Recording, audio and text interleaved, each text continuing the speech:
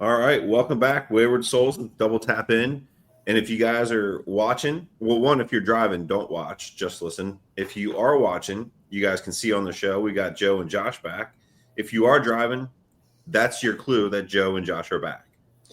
So welcome back, fellas. Good to see you. Sorry Thanks to for have you having guys us. get up so early. I know this is an atrocity for you guys, so I do apologize. Well, We'll forgive you this one time. when you're Thank you. I retired appreciate like we are, it's really tough to get up before 8 for sure. Had the dogs all messed up this morning. What the hell are you doing out of bed? Yeah. Oh, damn it. We got things to do. Let's go. Holly got up early this morning, and Remy gets up, lays on her pillow. She's staring at me. She didn't even get out of bed this morning. Yeah. I don't blame her. Must be Friday or something. I mean, people think Friday's a new Saturday.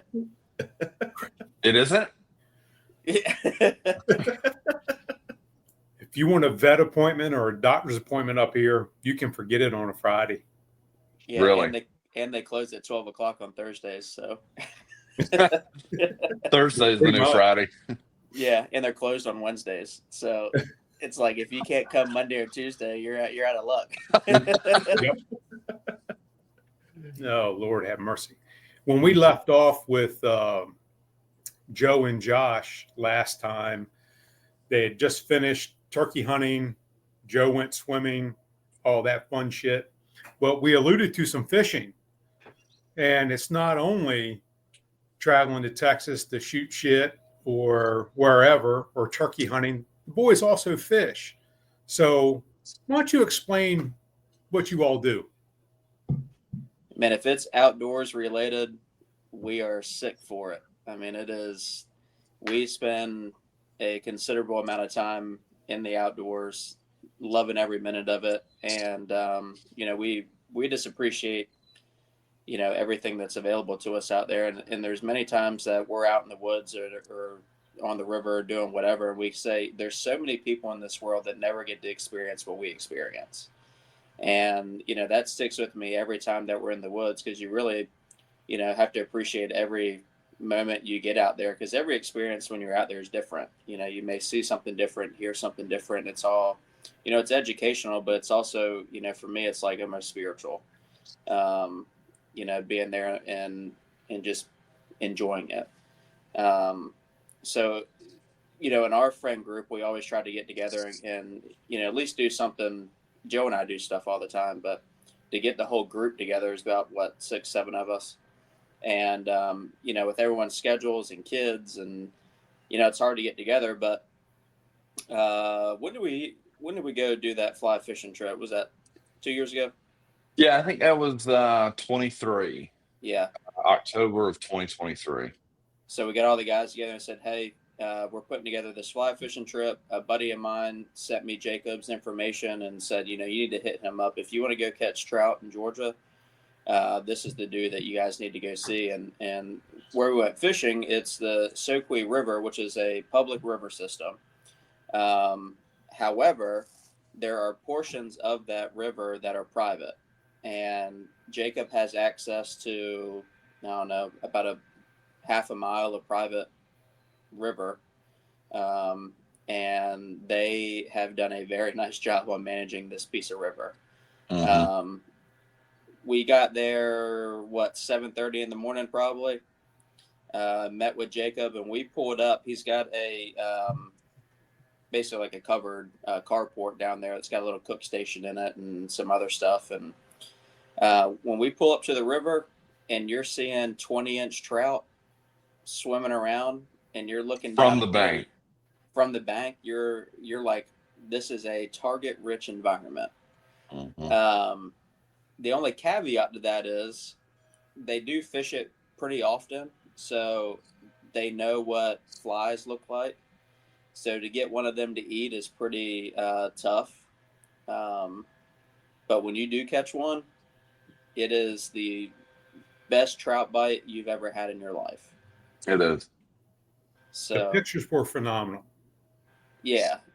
And when you get into them, like, we fished for the first hour, had a couple bites. It was a little slow in the morning. Now, granted, I'll back up to the time of year. I want to say this was I'm bad with dates because it all runs together. But I want to say it was November too, right? It was playoff. You know what? Now you have me second guessing. I thought it was middle of October, but you may be right. I don't know. Whenever it was the playoffs for the SEC. Oh no! You know what? No, thank you. No, that was not the SEC. That was Alabama was playing Tennessee in Knoxville. That was October 18th, 2023. Okay. Yep. So regular season. Now that and Tennessee beat them with 2 seconds on the clock. They hit a 50, I want to say like 54-yard field goal to win. Was an absolutely nutty game. It was unreal. It was unreal. Nutty game.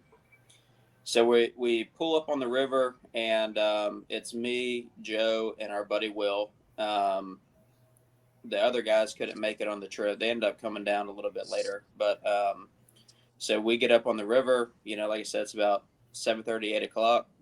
We start popping tops on some natural lights, doing our thing. And I see a theme. Yeah. That morning was about 38 degrees. Mm-hmm. It was chilly. We had waders on, a couple layers. And if you ever have any listeners that are like in North Dakota, they're going to be like, 38 degrees. That's like that's just a summer day. Yeah. But for us, 38 degrees is cold. It may have been 45 degrees. I don't know. It felt like it was negative 20.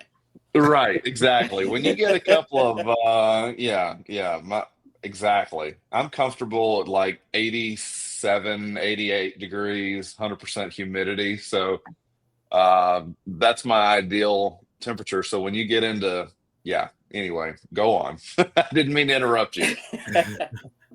So that's cold for us. We're sticking beers down in our jackets, and we're getting out there on the river, and we wade out across, and so we get out there on the river and start making some casts, and the first couple of fish we hooked up to, I mean, they were decent fish, and like for Will, he'd never been fly fishing, never caught a trout, and when he hooked up into one, I mean, he hooked into it, and the fight that these fish put on, you can go and catch little stream trout, that are 6, 7, 8 inches long, and you can pluck them right out of the water. But when you're catching 20-inch fish that are, Joe, what did yours measure out at? That's a good question. I know that I think it was 26 inches. But I don't know for sure.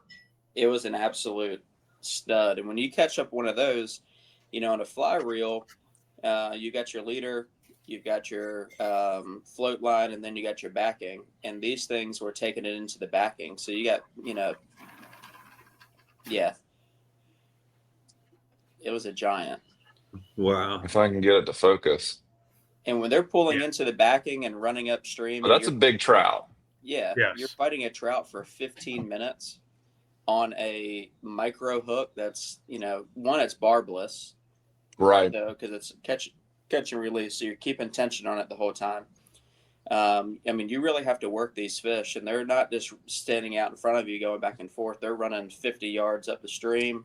Then they'll catch the current. They'll run 50 yards back the other way. All the way back. And then you got a strip line as fast as you can. Yeah. While trying to keep it tight. And, right. So that thrill of catching something like that on that kind of tackle is really impressive. And those fish are trained professionals. Let's be real about it. It's not the first time they've seen it. It's not the first time they've had a hook in their mouth. They know what they're doing. That's right. Exactly. That's right. This is a commercial operation. I mean, this is how he makes his living. I mean, there are people there every day of the year, or most days of the year. Yep. And a lot of pressure. So I mean, that kind of adds to the challenge of it. I mean, and Josh will tell you, Josh has been to Montana, Wyoming, Idaho, all these wild places, right? fly fishing. And, this place was, I mean, we took a break for lunch and went into downtown Clarksville and, went into a little pizza joint, so it's not like it's like out in the middle of nowhere, wild stream, wild fish. I mean, these fish are heavily managed, a lot of supervision, all this stuff. So the cool thing though about that is that it does add to the, to the technicality in which you fish. It has to be perfect. It has to be spot on. It does add to the challenge. Like, these fish are not just going to bite at whatever floats across the water in front of them. Which is cool for me because I'm not super experienced as a fly fisherman. So it was cool for me to get in there to get into the stream and be like, okay, so I got to really be at the top of my game here. And, it was certainly a level of finesse that I feel like was, it just kind of added to the challenge, it made it more fun. So, yeah. And when you're, Dad sent me a funny video yesterday about this guy. He's like, oh, let me go flip this rock over and, match the hatch. And it was like some random fly was already laying under there, like the actual hooked fly. And he's like, oh, perfect. I'm going to match the hatch, and he pulls out the identical one from his little kit and goes, yeah, that's perfect. Yeah. So we get out there and, Jacob's like, well, we don't know quite what they're going to bite on. So, we're swapping some flies out and, finally start getting into a rhythm where, there was one point where all three of us were hooked up on fish and I'm chasing one upstream. Joe's got one, we're trying to land one in front of him. Will's hooked up to one down the creek and, we're all in there fighting these fish. And like I said, they're running, 100 yards in each direction. So, it was really cool to watch that. And, I'm out there, I've got one held up and he's skying out and, like I said, when you get a 20+ inch fish that's jumping out of the water and skying out and your buddies are down there doing the same thing. You talk about laughing and smiling, that was a freaking blast. It was a blast. Any kind of fish that size. Yeah. When you're used to stuff smaller. Right. Yeah. That's an adrenaline rush in and of itself. When then you add all the other factors into it. It's a great experience. Yeah. Mm-hmm. When I've been out west and you're fly fishing and, we've, like Joe said, Colorado, Montana, Idaho, and all that kind of stuff, and you're fishing these, river systems out there, you may throw 50, 60 floats, before you even get a little bite. You're really just shooting in the wind, in the dark. And then you may only catch, 8 or 9 inch trout. And you're like, you're fired up about it. Now you're on light tackle and all that stuff, and it's still exhilarating. But when you're spot fishing for trout and you can see them and you watch your fly go by them and you watch them go up to it. And when these fish eat, they eat. And you better be ready to land it because, like you said, they're used to this. They know what a fly is. They know what the hook feels like. So they're quick to spit it out. So if you don't, land that fish, it's a missed opportunity. There was basically they're albino trout. They call them palominos, and you can see them swimming around. And Will was able to catch one of those, which if you look them up, they look like a banana with a pink stripe running down. It's almost like an albino rainbow. And he picked that thing up and landed it. And, that was really cool. Beautiful fish. Yeah. Really cool fish. Joe, are you looking up his Instagram? Now I've got the picture on my phone here. I'm going to shoot it over to there we go. Yeah, that was it. When you hook into something like that, we were catching, it's pretty much rainbows is all we were catching down there. There was a couple browns mixed in, but we weren't able to get on the big browns. Brown trout are a special breed.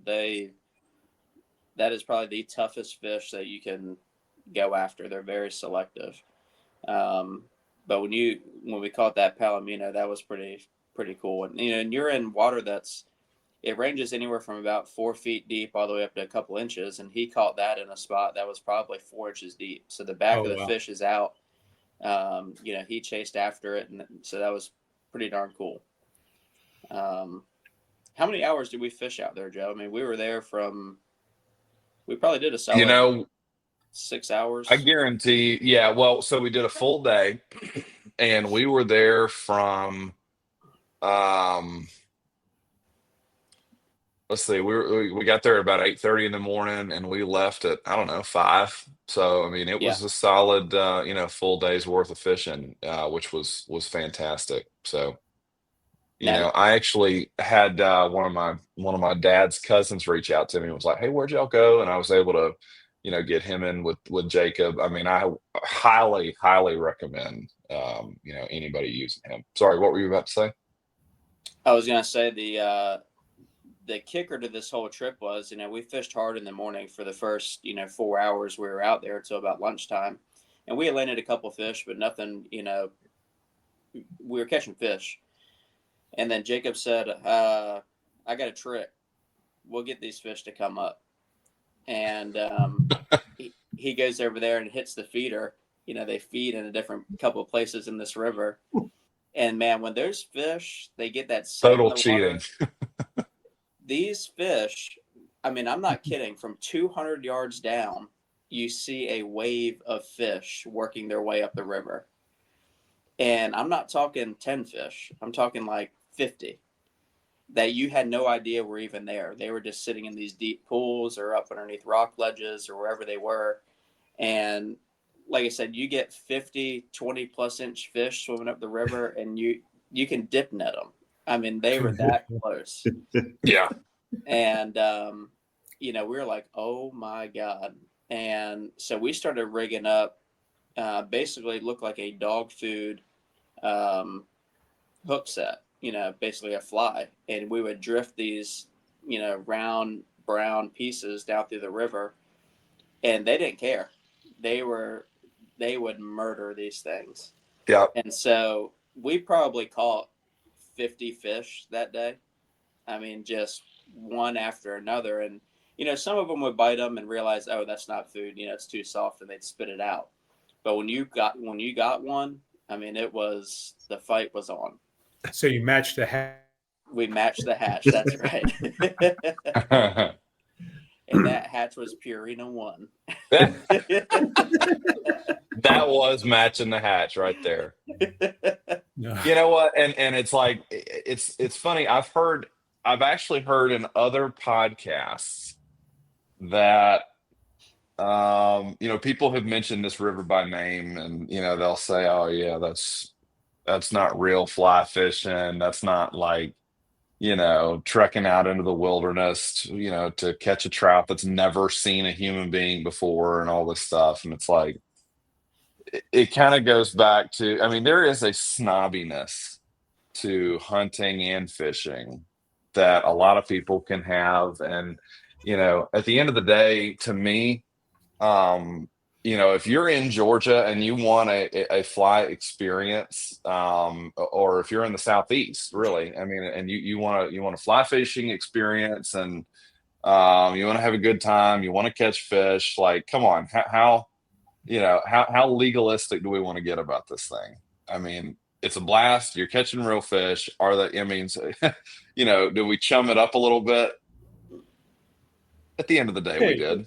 It's no different than going offshore and chumming for whatever, tuna, right. mahi, whatever. I just don't frown upon it like a lot of people do. Yeah. So, well, it's high fence, it's low fence, it's all that kind of stuff. Exactly. Perfect comparison. It's the difference between high fence isn't really hunting. High fence isn't really hunting. I kind of beg to differ, but I agree. It depends on where it is. For an experience. Yeah. Yeah, like, for sure. He wouldn't have a business, or his business wouldn't be as good if he didn't have a trick up his sleeve. Right. Exactly.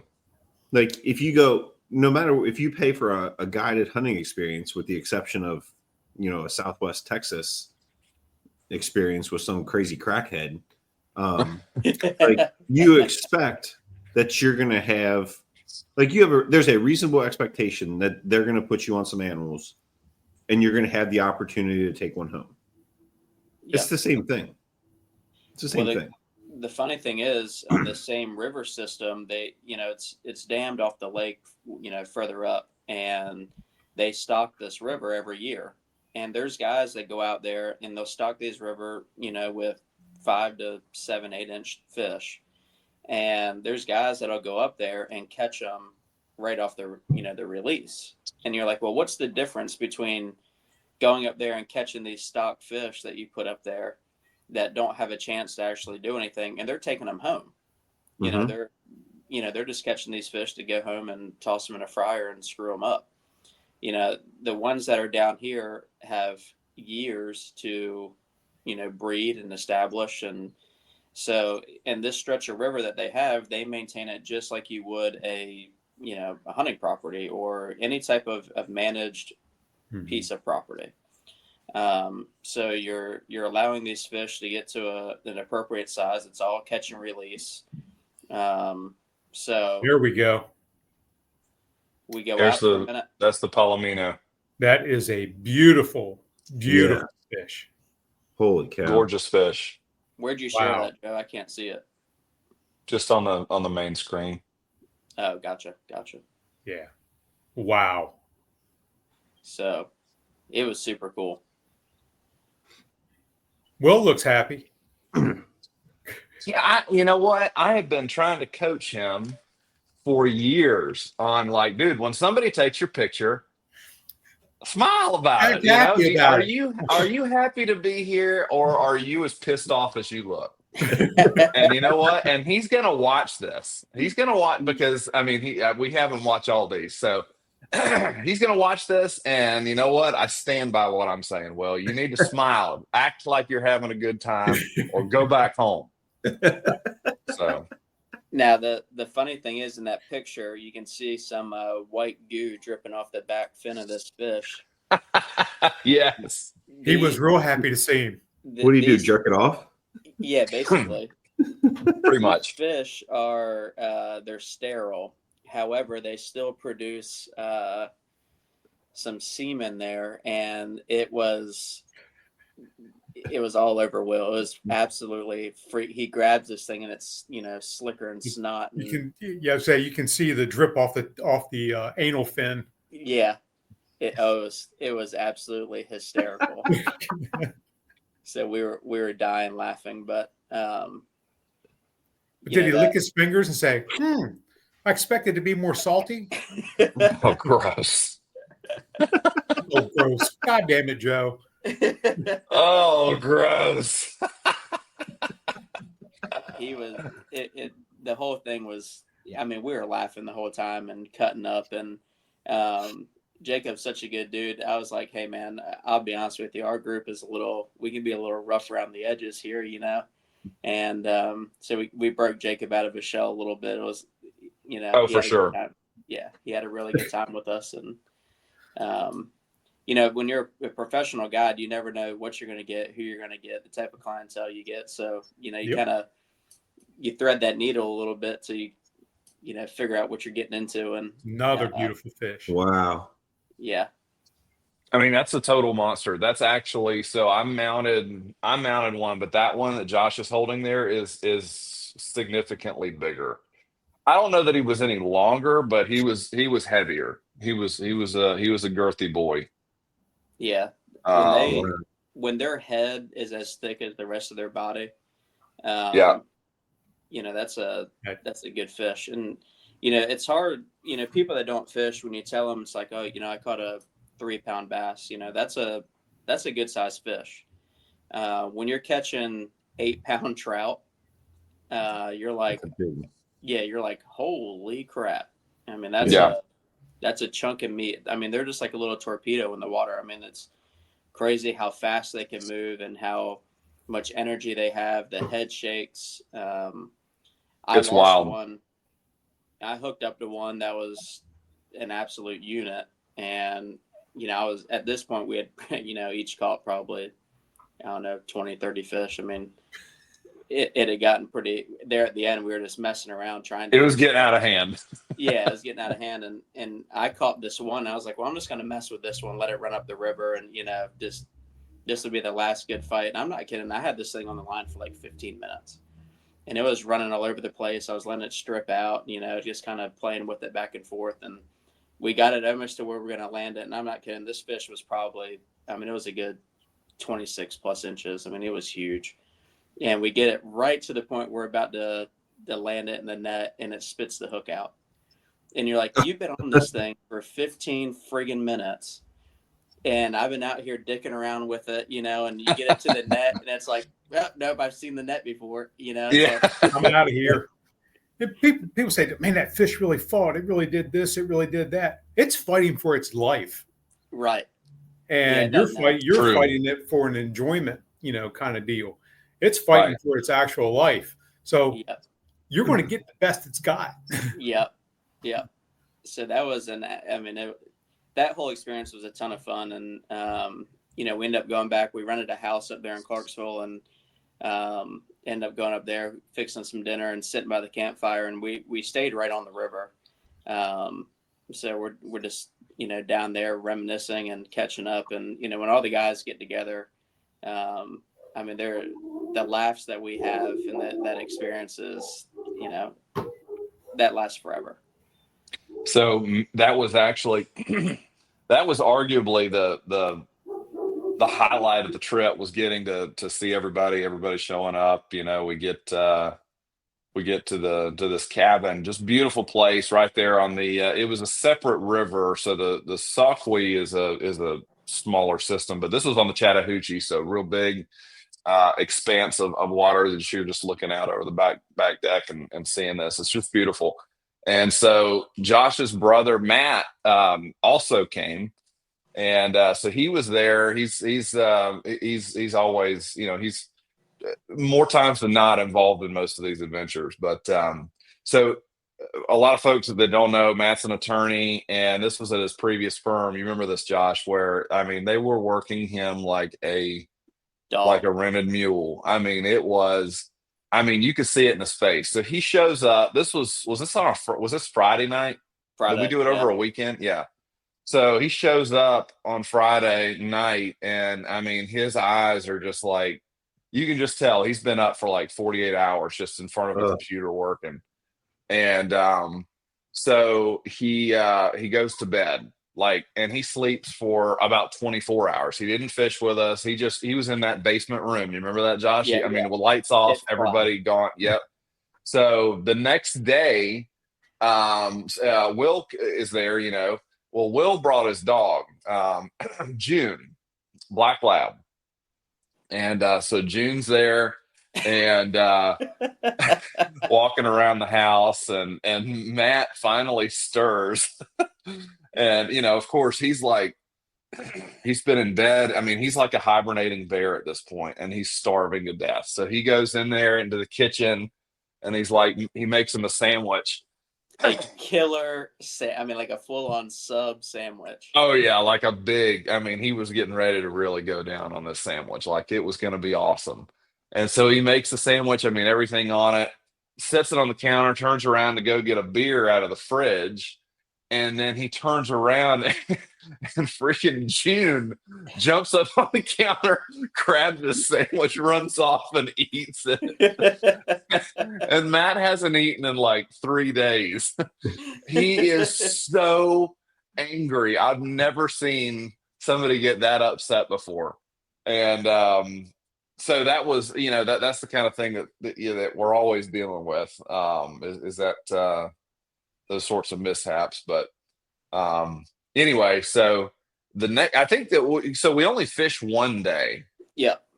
After that, we were there for the rest of the weekend just to drink beer and BS. Fool around. And yeah, I think that y'all may have. Did y'all fish in the river behind the house or no? I did not. We had gone out there and kind of messed around, kind of crossed the river and just hung out. But when you got a river that's 100 yards wide, and that part of the Chattahoochee is pretty treacherous. So it's just a bunch of rocks, and we were slipping and falling, and we got pretty soaked. But just hanging out with your buddies, just sitting around the fire and messing around. And we're in a cabin that's in the middle of nowhere. There's like 3 houses on this private road, so pretty much do whatever we want. But yeah, any trip that we all take together and do stuff, we try to do one day of having a lot of fun, then we recover and usually sit around and drink beer all day and get pretty, loosey goosey and, just Loosey goosey. That's a technical term, I think. yeah. We get pretty loosey goosey. Wasn't that the same place that Deliverance was filmed? Pretty close. So Deliverance was filmed in Tallulah Gorge, in Raven County. This was a little bit further southwest of that, but similar area. It would not take you long to get there. So if you hear banjo music, you just take off running. Well, I brought my banjo. Yeah. So Yeah. I don't think there was any concern of like if they heard banjo, they were going towards the banjo Right. with their guns. Like, let's have a good time, fellas. Come on. I love a good Yeah. Exactly. Yeah. All right. Well, that's an awesome experience. Maybe we can do one more show, but one of the things that I wanted to mention was or at least talk about was we talked in the previous shows about the management of land plots, and it never occurred to me that the management of specifically a river area, like that guy having that access to that private area on the river and then managing it like you would a land plot. So maybe that's something we can talk about in the next show, or along with more shenanigans. But I thought that again, and I don't know why it didn't like click, but it was like, oh shit, like that, huh? So yeah, so let's jump into another one, and we'll see where that one goes. Cool. All right, thanks for watching. We'll see you next time. Enjoy the show.